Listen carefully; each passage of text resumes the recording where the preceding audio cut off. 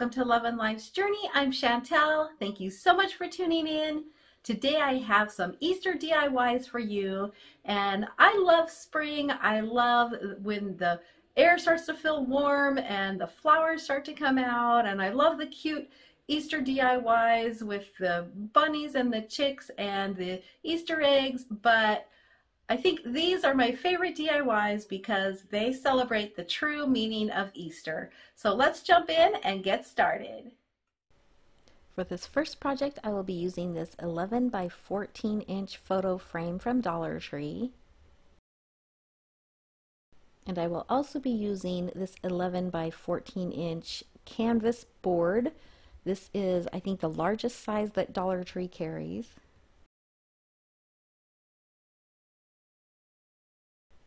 I'm going to be using one of these cathedral window wall art pieces from Dollar Tree. If you can't find these, don't worry, you'll still be able to do this project. And then I'm going to use these pretty little roses that I found at Walmart. I think I paid like $1.49 or something for these.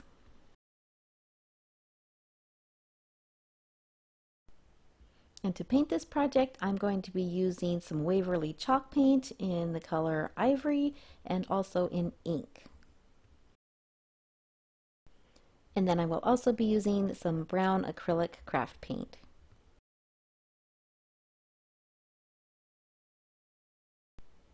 So to start out, I'm going to give my canvas a coat of the Ivory chalk paint. I'm using a foam brush and I'm just going over this pretty quickly just to cover up the stark white with more of a softer off-white color.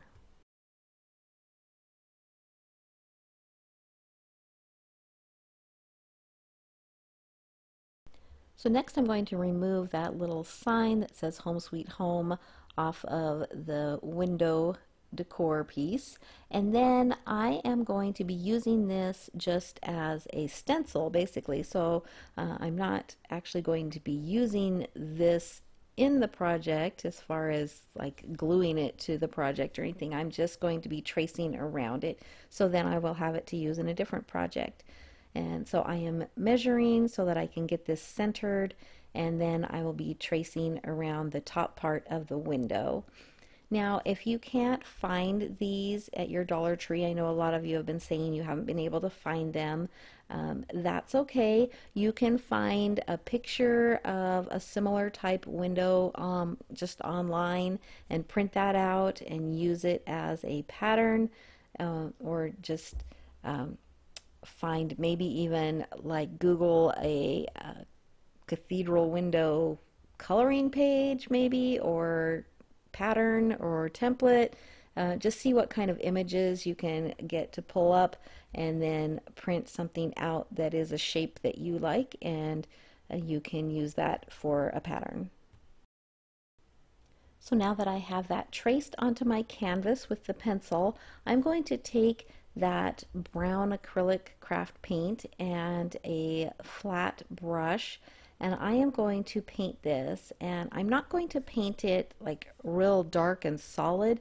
I want this to look kind of like weathered wood, so I've watered down my paint just a little bit, and then I am getting a little bit of the paint off of the brush so that it doesn't paint too dark, and I'm starting lighter than I really want it to be because I can always add more paint. So I'm just going to go over this, and then if I want to make it darker, then I can go back over it again.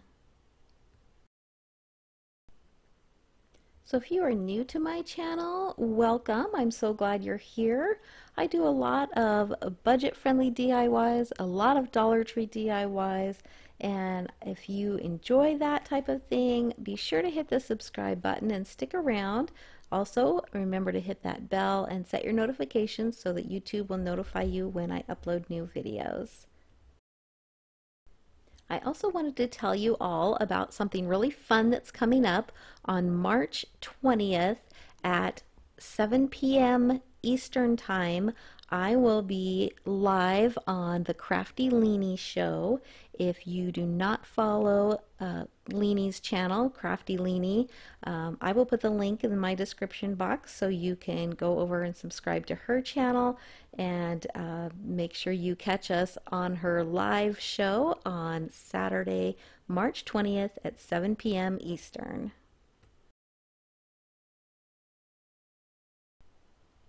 So I decided just to stop with what I have here. I like the looks of this, so I'm going to use a white eraser and erase those extra pencil lines that I have in there so it looks nice and neat.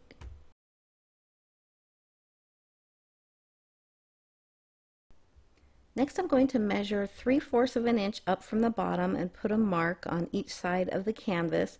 I'm going to draw a line across this. This is going to be a guide for my lettering, and then I'm going to make a mark every 3 inches from that first mark that I made on both sides as well, to draw lines across the canvas. And these are going to be my guide for drawing my boards for making it look like shiplap.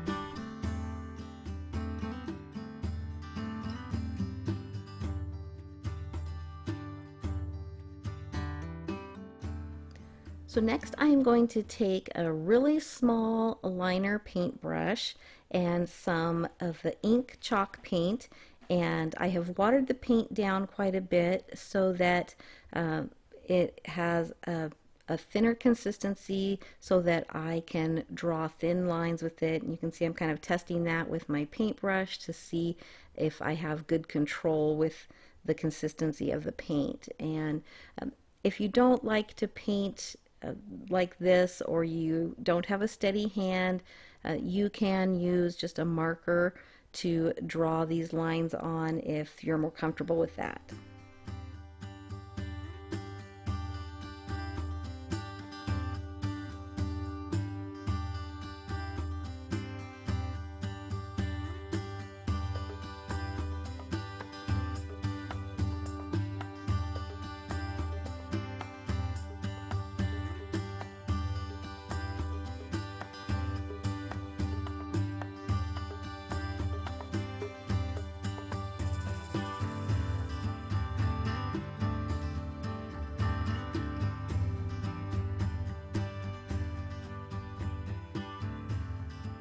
Next, I'm going to use one of these metal paintbrushes from Dollar Tree. These have stiffer bristles and they are great for dry brushing. So I'm putting a little bit of the ink colored paint on my paintbrush and then wiping most of it off on the paper towel, and then I am rubbing it across the top of where I just painted those lines. You want to make sure that your lines are dry before you do this. And I'm going over the lines, specifically a little bit darker, just to highlight those lines, and then I am also dry brushing in between the lines just to give those boards a little bit of a distressed look. For my lettering, I thought about using some stickers, I thought about using some stencils. You can get all of these at Dollar Tree. I also thought about using my Cricut machine, but I wasn't sure how well the vinyl would stick to this rough canvas surface. So in the end, I decided just to get on my laptop and use the word processor, print out the lettering in a font and the size that I wanted, and I'm just going to go old school with this. And I'm going to go over the back of the paper where my lettering is with a pencil and just color over that so that I'm covering the whole area where the lettering is. And then I'm going to place this on my project where I want it, and I am going to just trace over my letters with a pencil, and then that is going to transfer the pencil on the back of the paper to my project so that I will be able to see where my letters are and use that as a pattern for copying the letters with a Sharpie marker. So then I'm just going to trace over the letters with a Sharpie marker, and this worked great. I was actually very surprised at how well the Sharpie marker wrote on the canvas.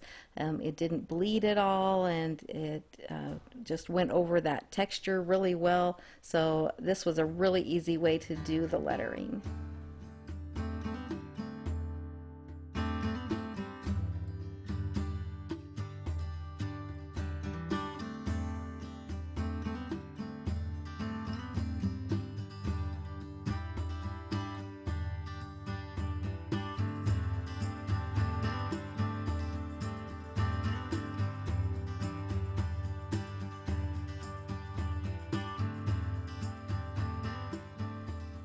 Next, I'm going to take that floral stem that I got at Walmart, and I pulled the leaves and the greenery off of it. I cut the little roses off, and then I am just arranging them and gluing them at the bottom of the window.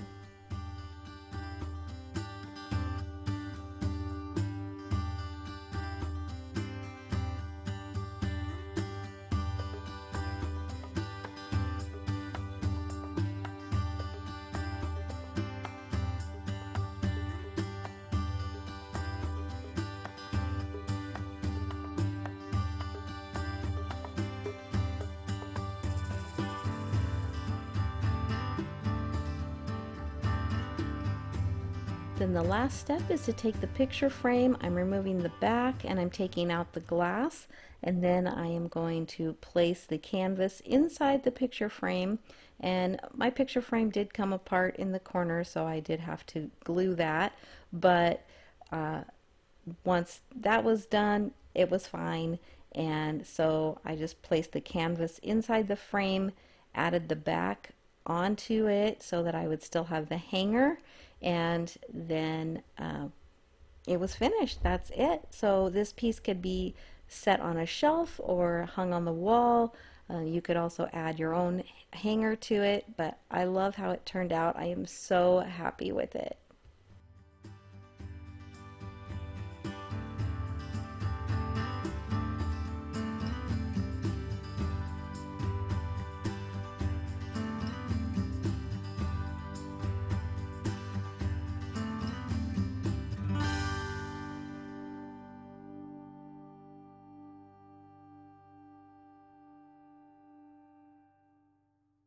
For this next project, I will be using this wooden cross. I found this in the Crafter's Square aisle at Dollar Tree. I'll also be using these flowers from Dollar Tree. They're called crocus, and they are kind of a really pretty salmon color. And then I wanted something to fill in that cutout. I'm going to be using this, it's actually a paper. It almost looks like fabric. You could use fabric, but this is a specialty paper that I had left over from some projects. And then I am also going to be using that same brown craft paint that I used in the previous project. And for this, I'm going to be watering it down a lot, and I'm going to be using it like a stain.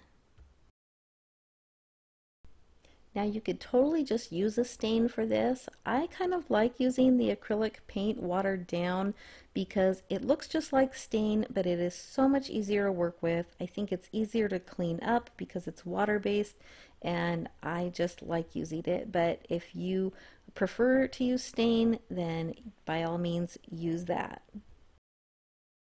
And I did go over mine twice just to give it a little bit of a darker shade. So now I'm just tracing around the cross on my paper, and I will cut that out and then glue that to the back of the cross.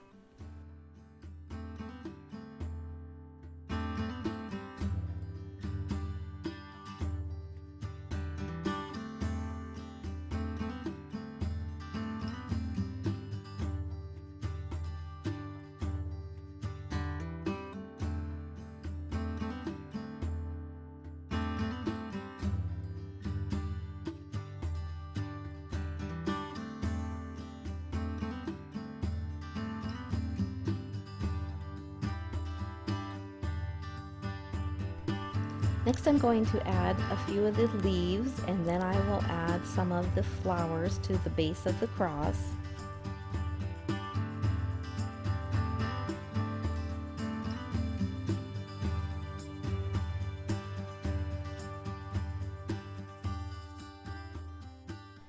And I felt like it needed a little something else, so I found these. They're called blossoming branches at Dollar Tree, but they look just like pussy willows. But I really liked the texture of these, and I felt like it kind of reminded me a little bit of a thorny bush or plant, which I thought with the cross was a really fitting thing to add in here. And so I really like kind of the contrast of this with the pretty flowers. I hadn't really planned it, but I really feel like the ruggedness of the cross and the kind of thorniness of these branches paired with the flowers and the elegant paper that I put in there just really is a great depiction of the pain and the beauty of what Jesus did for us on the cross.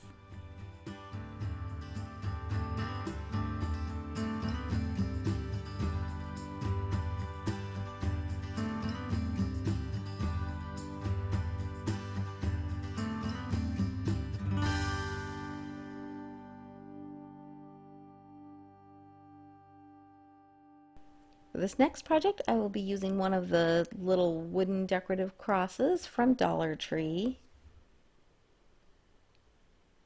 I'll also be using a couple of these wooden blocks. I found these in the Crafter's Square aisle. And I'll be using two of these square wooden pencil holders, I think is what they call them. And I'll be using some of these galvanized words. I'm going to be using Easter and blessings.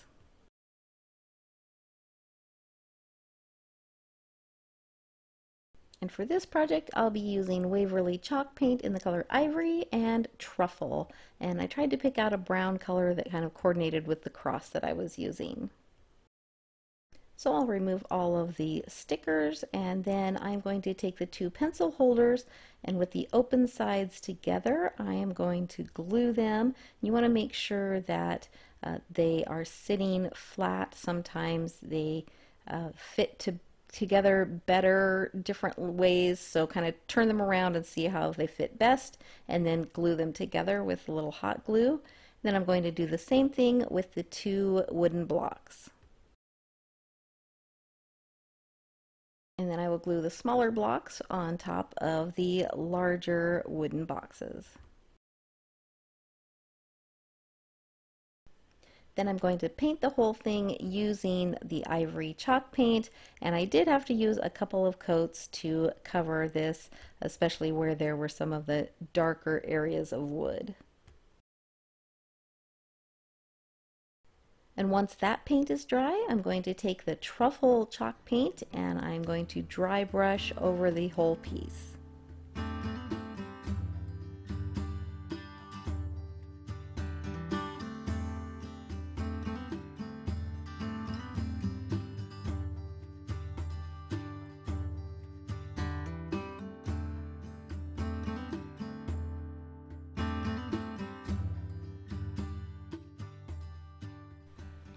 Next, I'm going to hot glue the cross to the very top.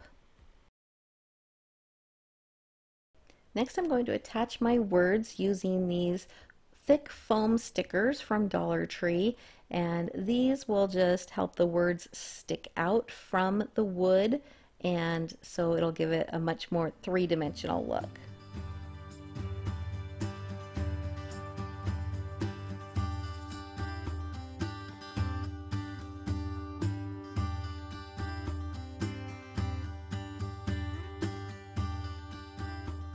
Then I felt like this needed a little bit of color, so I am taking these two burlap roses that I had left over from a previous project, and I am adding these at the base of the cross. If you don't have the burlap roses, you could use any type of florals to put on this just to give it a little pop of color. I hope you enjoyed these DIYs that celebrate the true meaning of Easter.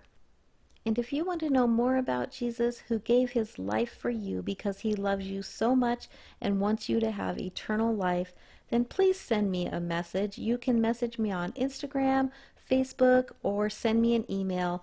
Those links are all in the description box below. I hope you enjoyed this video. If you did, please give it a thumbs up. It really helps my channel to grow. And if you haven't subscribed yet, be sure to hit that subscribe button and stick around for lots more DIYs to come. Thank you so much for watching. I hope you all have a blessed day.